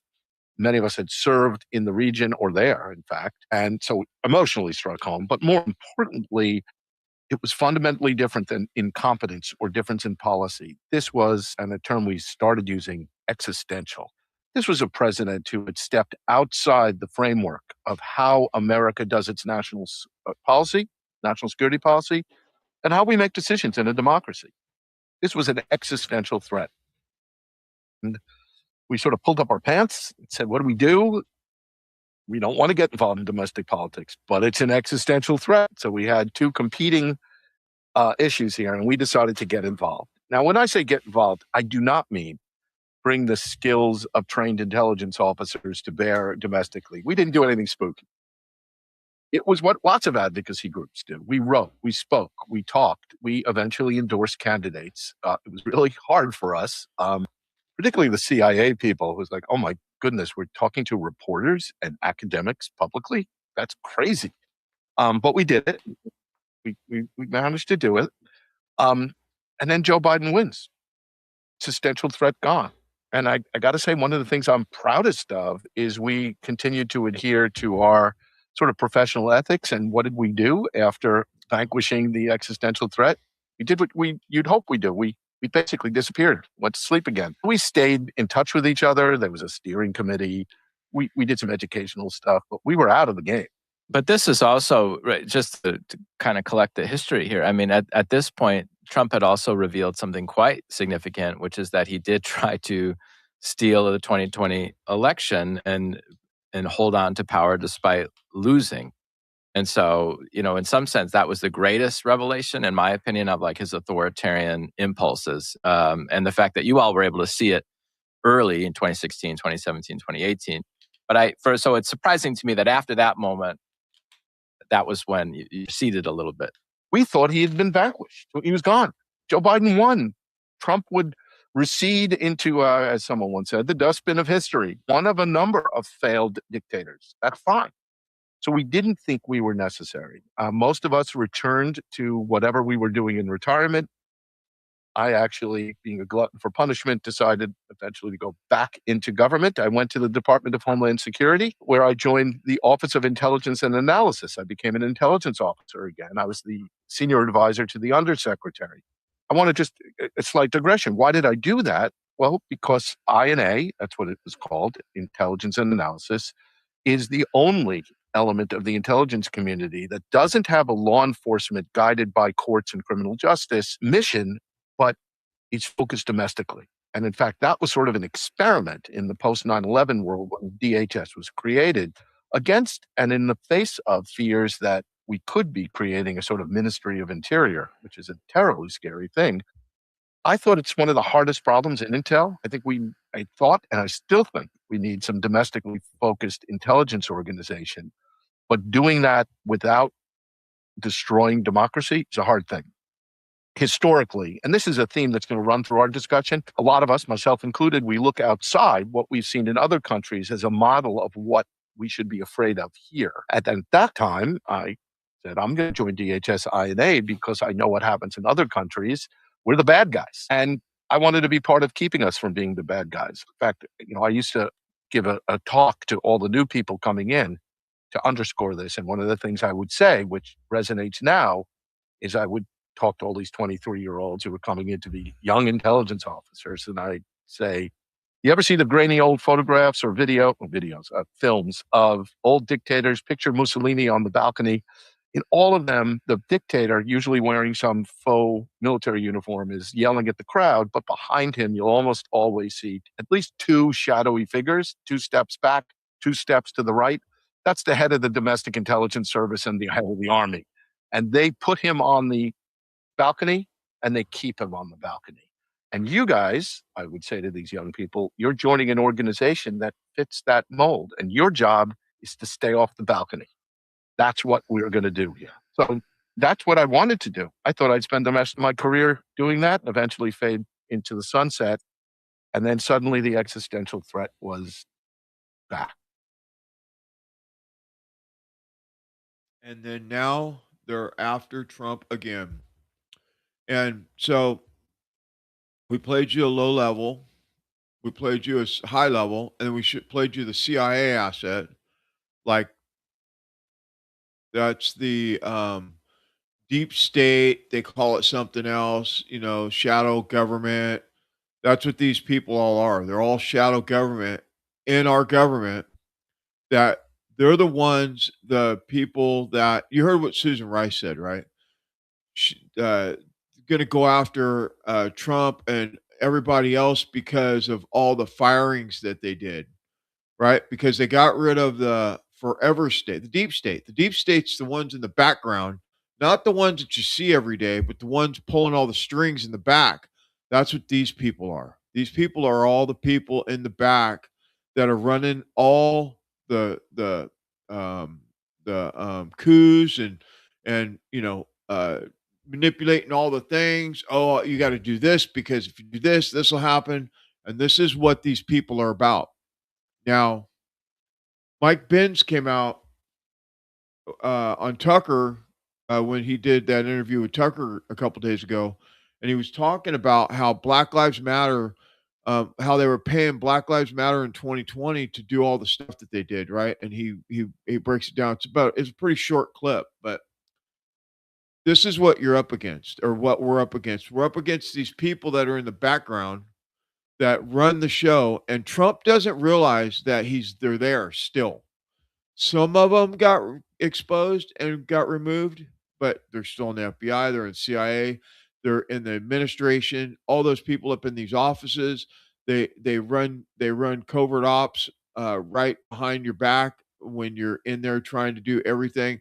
And I believe Susie Wiles is one of them. I think that Bessett's another one. I mean, all these people that were Democrats, lifelong Democrats, that all of a sudden now they're they are MAGA. All of a sudden, you know, Mark Levin, all these people that never had anything nice to say about Trump. Now that they're in the administration, they have all this power. They're manipulating everything that goes on around Trump right now to produce what they want to produce. And Trump literally came out from I wasn't there, but I heard that he went off on Pam Bondi and all them the other day around the Epstein files because people are still talking shit about where's the rest of them. This is like maybe if a third, maybe a third of the Epstein files. We want them all. And so anyway, let's listen to what Mike Ben says here about Black Lives Matter going against Trump once he won. And we'll be right back. The exact group behind the Transition Integrity Project, which explicitly plotted in the height of the George Floyd riots, ran a war game about how the Biden campaign, in case Trump won in a clear win scenario, clear Trump win was the name of their scenario 3. This is in June 2020. How the Biden campaign could get racial justice activists from these riots to be, quote, receptive to a Biden call to take to the streets, and plotted what needed to be done to resource them and to cultivate relationships with Black Lives Matter's senior leadership and community leaders so that they would owe the Biden administration favors in case they need to be called on. And lo and behold, who pays them $50 billion? The Chamber of Commerce then flooded them with $50 billion in contributions. You remember that? All the different Chamber of Commerce companies just flooded billions of dollars of donations to BLM. To destroy our country. Yeah. To destroy our country. That's the key word there, right? So we knew what they were doing because we could see it as it was unfolding, and nobody could get a grip on it. All the riots, the killing, all these, the burning of the place, all the stuff that happened was, Soros paid Black Lives Matter billions of dollars to produce this, this Antifa and Black Lives Matter and all these protesters, because the majority of protesters, and it sounds like the temperature's gone down a little bit. We don't hear much about the protests right now, but the majority of the protesters are paid, and we've covered this before, but just like the Black Lives Matter, the Antifa, excuse me, and all these low level protesters, they're all paid through Soros and all those entities. They're they're paid propagandists. So anyway, I wanted to cover that. You're gonna love this. So the View, yesterday or whatever, when they were on their show, they were talking to the panel was talking about that they're in the Epstein files by mistake. And what do we know about the Democrats, and especially these liberal women, and Whoopi Goldberg, and all these, being in the Epstein files? We know the truth, right? Just like Oprah and, all the sick, demented, crazy liberals. Anyway, I got a kick out of this, and then we're gonna get into the Les Wexner stuff. Stand by. If they find Yes, enough, okay. Yes, if I they do. find enough evidence and really good evidence, because that list has a lot of crazy names on it, and it's almost like a way to muddy the waters so that you say, oh, Whoopi's on the list, right? And so am I think. Why? But because we can't pick and choose. Wait, let me finish this, please. We're on the list because we were at a party or a wedding or something that somebody might have been That's what I found out anyway. Yeah, no, I was at Trump's wedding to Marla. Right. Maybe Epstein was there too. Who knows? I don't know. So that means that I'm not guilty, obviously. But these other ones, how are you going to decide who's really guilty and who's Well, not? I it's think very it's. tricky. I think it, no. I think it's. I think it's very clear because if you look, you know why my name is there. Because someone was looking for a plane, and that's what people do. They go to all the people who have private planes and say, "Do you have one?" And you didn't get on the plane. I didn't get on the plane. I didn't know they were looking for a plane. Yeah. I had no idea that the plane that I was supposed to be on was no longer available. So I'm named in there like Whoopi Goldberg needs a plane. There are a lot of people that are Marilyn named. Monroe was on the list. Yes. There were plenty of people that were there are plenty of Elvis people also. named. Yeah. Everybody who's been raped attracted it into their life. Anytime you're addicted No, to answer this question. Everybody who's been raped attracted that rape into their 1,300 life. cases of pedophilia. And the children attracted the pedophile. You really want to go there? Let's Yeah. go. All these things that we label good and bad have been labeled good or bad depending on who you're taking sides with. I have a really hard time with this. If I went home today and somebody was assaulting my wife, I would forcibly stop it. Probably. No, Because you would not value- probably 100% Well, you certainly. would- I wouldn't say maybe this is his belief and No, this is my belief. you're going to react in that setting exactly proportioned to your morality at the time. If you see what he's doing as evil, you're going to do what you can to stop him. But it is evil. In your perception, it will be. It's not okay to beat a child to a pulp. It's not okay to sexually assault a child. There is something actually fundamental inside of us that is on a driving force towards life, love, freedom, the experience to live this beautiful world. And if somebody is intentionally interfering with that, we have an obligation to try and prevent or stop it. You can override your impulses. I've wanted to hit somebody and not done it. You've repressed it inside yourself and then attacked your customers right here in front of me. I'm attacking you? Well, you're basically taking information that goes against what you say, and you're saying, I'm just going to refuse to put it on my show because of it. It's like a fight to you. It doesn't match your belief system, so you're ready to fight. And Your attack hands are shaking. When you say that you're going to not go any further on a podcast because of what I'm saying, because that means fundamentally it challenges you and you're wanting to No, avoid it. because it's putting out information that I think is detrimental to the world. I'm not going to pacify my research for any human being on this planet. Nobody. The reality is that there's upsides to that event. There's upsides to the murder of children? Yes, there's upsides to it. I think we're going to have to stop here, John.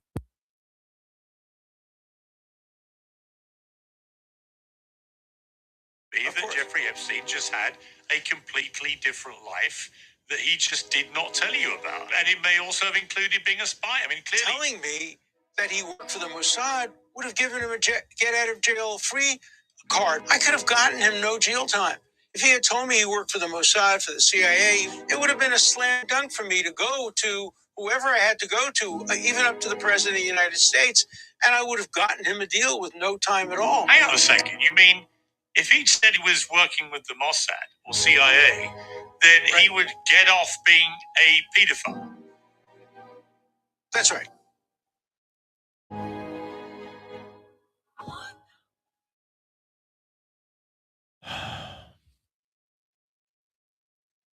So, yes.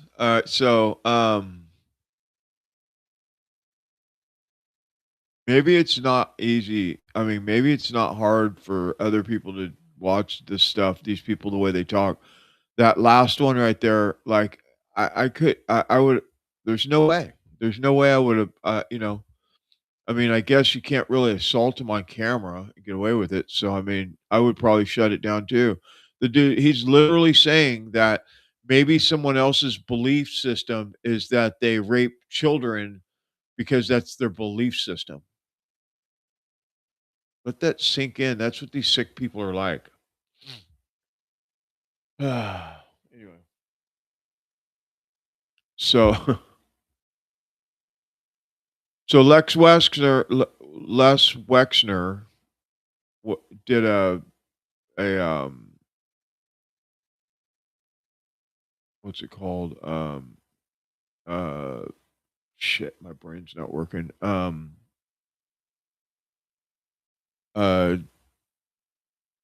Jesus.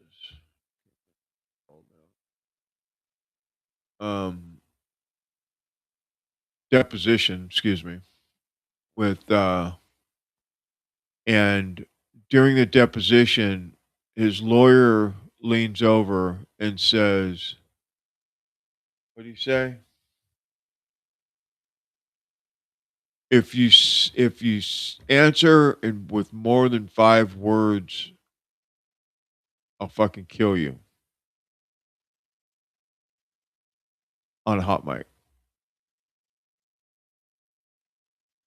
Check it out. It's a very short clip, but let's just run it here. Abrasive stuff that she said we had to do that. Actual so video. She did that as kind of a puny example. On but I would have had the idea. But then all the things were inventoried. That wasn't work for me or Jeffrey. It was just regularly done. Watch.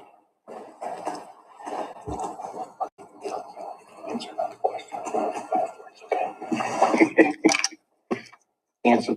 Again.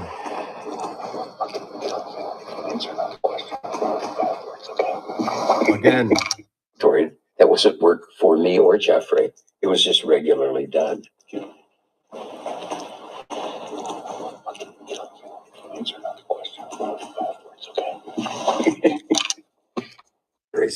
It's crazy.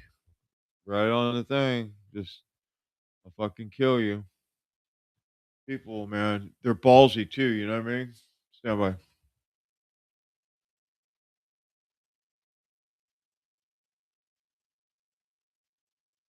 Prince. And we have some breaking news, some stunning news out of London. Andrew Mountbatten Windsor, the former Prince Andrew, has been arrested, presumably in connection with his relationship with Jeffrey Epstein. I want to go straight to our foreign correspondent, James Longman. Hi, George. Yes, extraordinary news out of the UK this morning. The former Prince Andrew Mountbatten Windsor, has this morning been arrested on the Sandringham estate where he was living after having been removed, of course, from the home he was living in Windsor. The Thames Valley Police here in the UK, put out a statement. They haven't named him specifically, but they are saying a man in his 60s has been arrested. As part of the investigation, they say we have today arrested a man in his 60s from Norfolk on suspicion of misconduct in public office and are carrying out searches at addresses in Berkshire and Norfolk. They say the man remains in police custody at this time. They are not, like I say, naming Andrew, but we know that it is him. This pertains to emails, we believe, that were published recently in the most recent Epstein files published by the Department of Justice, which seem to suggest, they allege that Andrew was forwarding emails to Jeffrey Epstein whilst he was trade envoy here in the UK. Now, as a public official, that is misconduct. That is what the police are alleging. That's the charges that they presumably are bringing to him if they do indeed charge him. He is under arrest and remains in custody for that.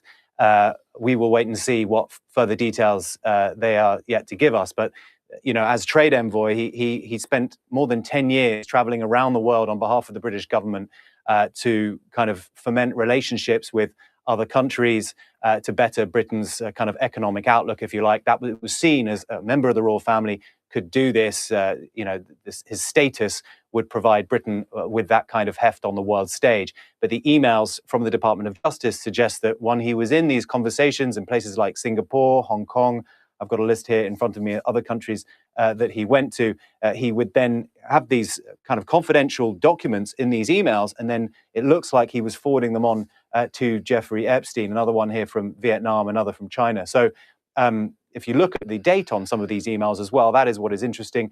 One of them here in front of me from 2010. Of course, that's well after Jeffrey Epstein had already faced charges for soliciting sex from a minor. So that goes to the heart of this entire issue around Andrew and Epstein. The relationship that he had with that convicted sex offender went far beyond the time which he said that he had broken all contact with him.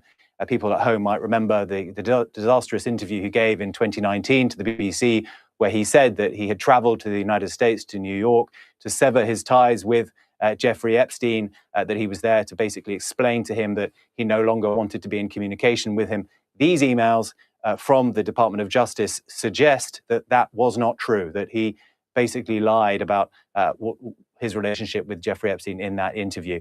He has always denied, we should say, any wrongdoing when it comes to the allegations about sex trafficking. Virginia Giuffre, of course, the individual who alleged that she was sex trafficked by Epstein for sex with Andrew, he has denied that strenuously. We haven't had comment from him or the palace on these latest allegations about emails to Jeffrey Epstein in his position as trade envoy. But one imagines that at some point today, Buckingham Palace will have to release some kind of statement. They are yet to comment. But we are in the extraordinary situation where the brother of the king has been arrested.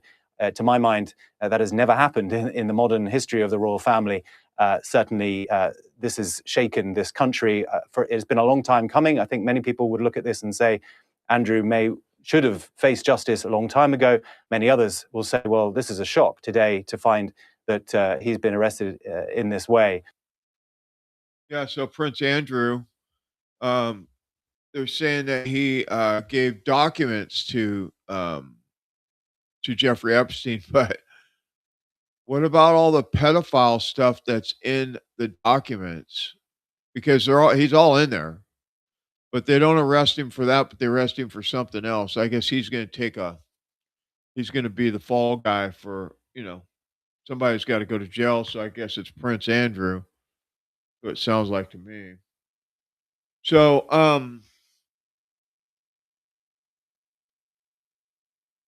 So we got some stuff going on here that we need to cover. We need to talk about this. We need to talk about why are we still paying the Taliban $80 million a week. We need to talk about this. So Sarah Adams was on Sean Ryan again, and just like the other time, she talks about how our government, the United States government, is still paying the Taliban $80+ million a week cash. Okay. So I don't understand what's going on.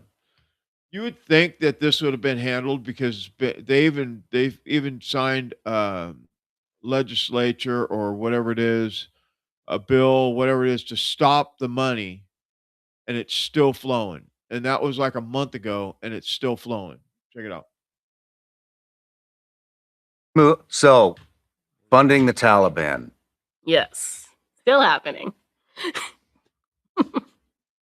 Still happening. We're you know what I'm getting tired of is watching all these politicians use it and bat it around on their fucking X account. I know. It's just, and you know what? I'm fucking sick of it. It's just like, just shut up and get it done.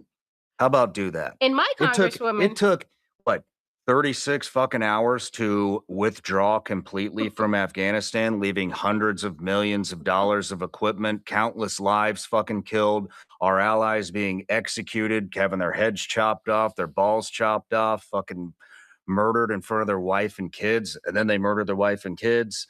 That took 36 hours to make this decision. We're funding those people. We've been trying to get this pushed through for what, 2 years now? Yeah. 2 years. Exactly. And it's still just getting batted around on X. Hey, let's talk about it. Let's bring it up. Let's make it a fucking campaign thing. Let's not do anything about it. I'm fucking sick of this shit, man. Yeah.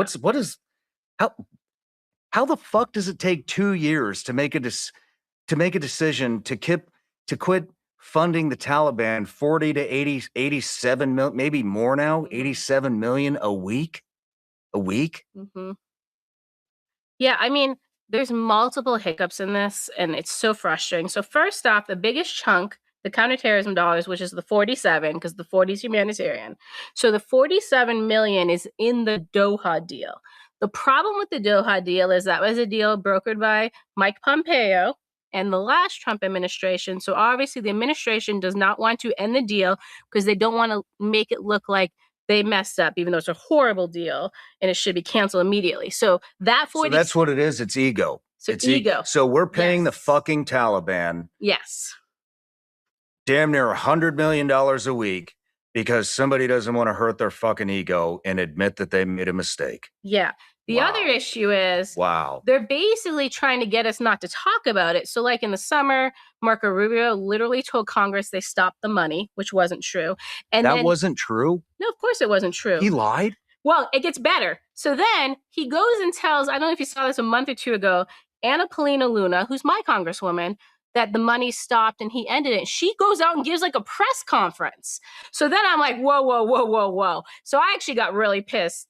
She's like, Marco Rubio said we stopped the money. So I was like, screw it. So I actually put my own resources into collecting the next payment. And that's how I got the January 12th payment that we dropped off in the Doha office, 87 million cash. But I invested my own funds into collecting that payment to prove that was a lie. But can you imagine Americans are having to go overseas and collect intelligence to prove our government's lying to the American people?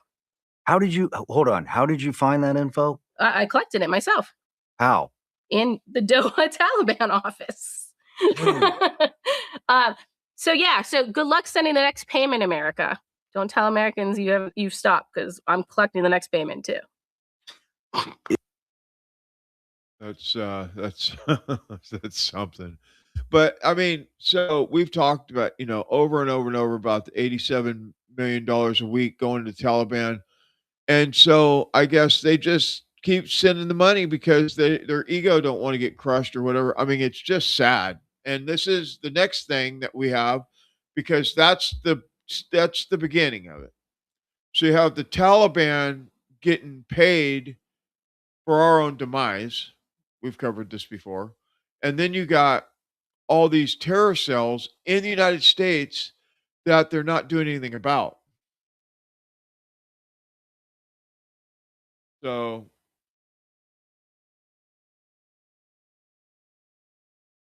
bye. Sarah, we were kind of talking about it a little bit at the beginning, but what is the update on the Homeland plot? Yeah. So should I just give a quick overview of the plot? Because I think that'd be helpful. So the first thing is the objectives.